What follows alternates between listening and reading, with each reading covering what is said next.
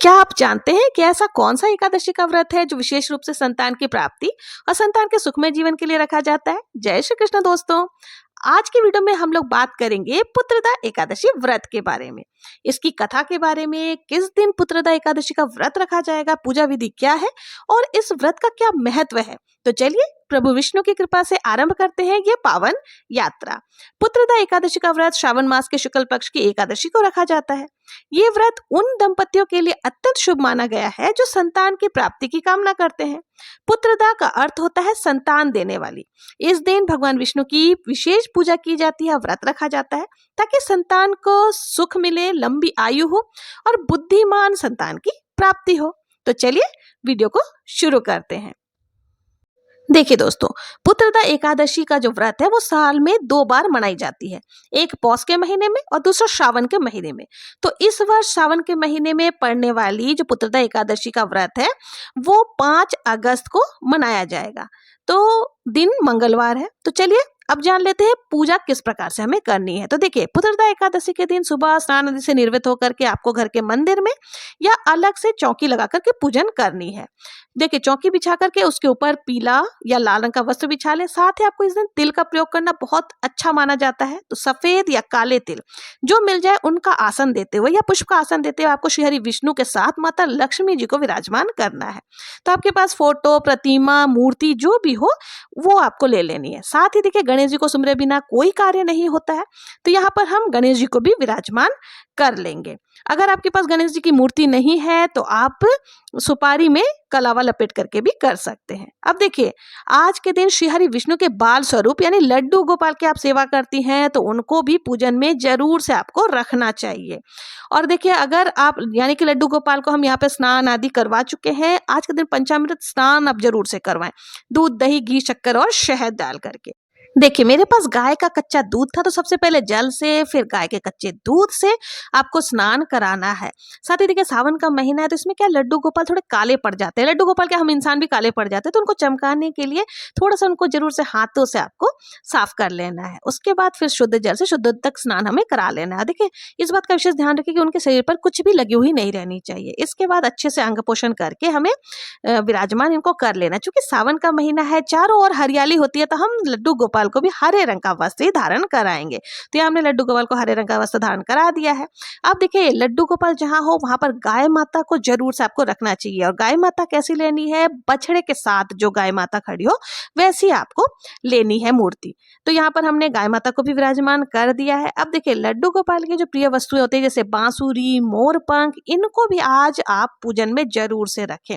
बांस की बांसुरी हो तो अति उत्तम है। तो यहाँ पर हमने सभी को बांस की बांसुरी और जो भी मोरपंख आदि है सभी को यहाँ पर रख लिया। और एक बात का ध्यान रखें कि जो आपने स्नान कराया है ना वो पंचामृत बन जाता है, तो उनको आप परिवारजन ग्रहण कर ले। और अगर अधिक मात्रा में है तो आप किसी भी शुभ पौधे में, गमले में डाल सकते हैं, इधर उधर आपको नहीं फेंकना है। अब हमें यहाँ पर एक देसी घी का दीपक प्रज्वलित कर लेना। आप चाहे तो तिल के तेल का दीपक भी ले सकते हैं। दीपक प्रज्वलित करने के बाद जो हमने प्रतिमाएं ली है ना, गणेश जी की, विष्णु भगवान की, गाय माता की, इन सबको जो है ना हमें भावपूर्ण स्नान कराना है।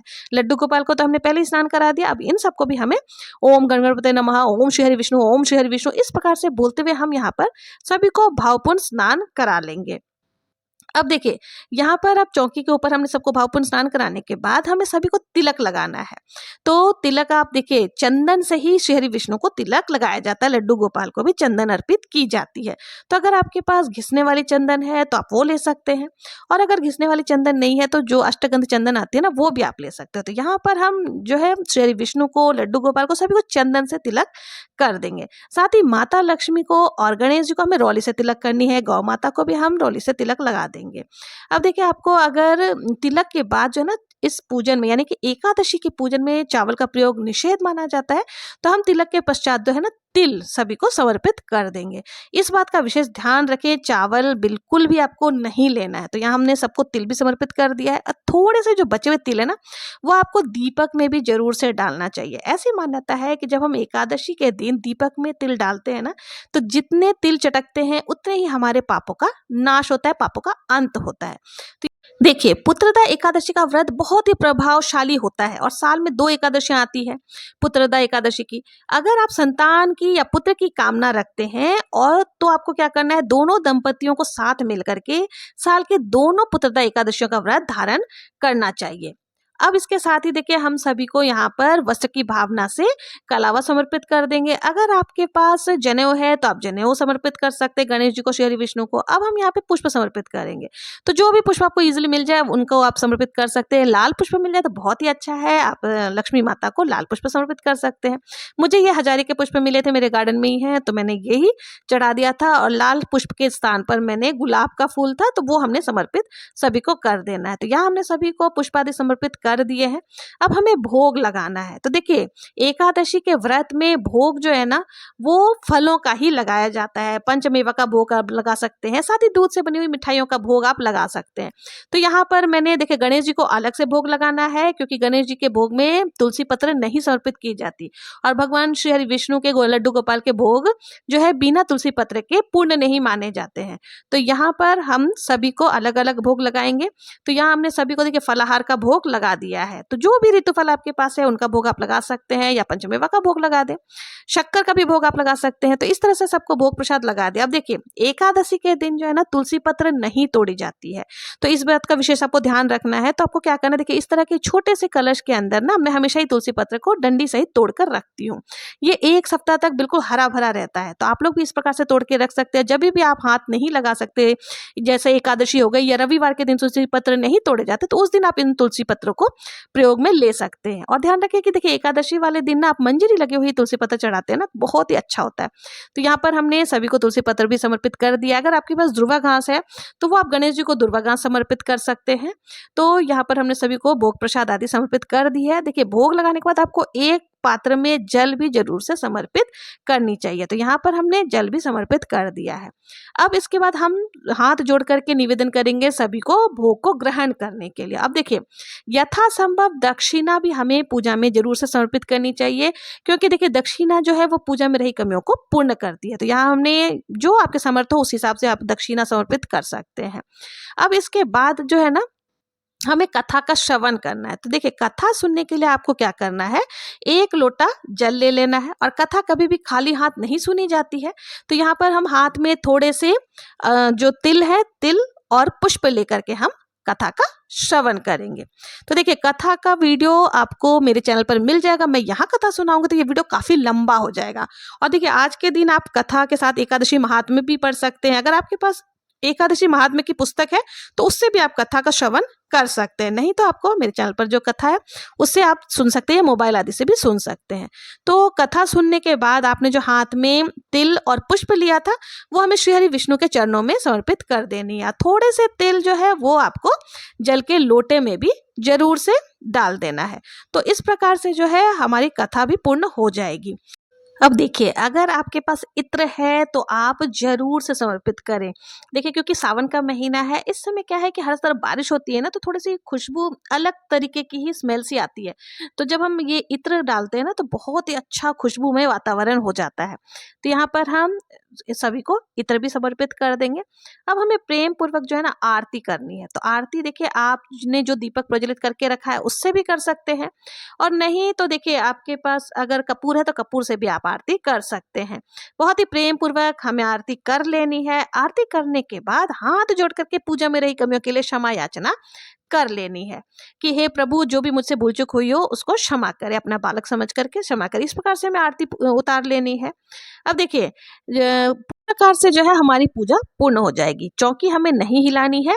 पूजा के बाद आपको क्या करना है, जो जल का कलश है ना उसमें से थोड़ा सा जल आपको ले लेना है और हाथ में इस तरह से लेकर के आपको 2 बार आचमन कर लेना है। इस तरह से घुमा करके आपको 2 बार आचमनी कर लेनी है। तो अब हमारी पूजा पूर्ण हो चुकी है। चौकी हम दूसरे दिन हिलाएंगे। अब देखिए जो भी पूजा के बाद भोग प्रसाद हमने चढ़ाया था वो परिवार के सभी जनों में हम लोग प्रसाद के रूप में बांट सकते हैं, ग्रहण कर सकते हैं। और ये जो जल का लोटा है वो हमें सूर्य देव को अर्घ्य दे देना है अगर सुबह के समय पूजन कर रहे हैं तो।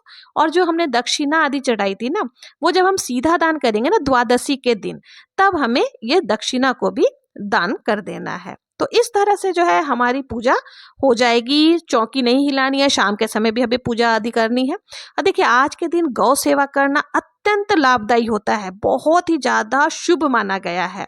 तो आप ज़्यादा कुछ नहीं कर सकते हैं ना, तो गाय माता को जो पहली रोटी आप अपने घर की बनाते हैं ना, वो ज़रूर से आप उनको खिलाएँ। साथ ही देखिए महीने में 1 बार गौशाला आदि में जाकर के आप हरा चारा के लिए दान कर सकते हैं।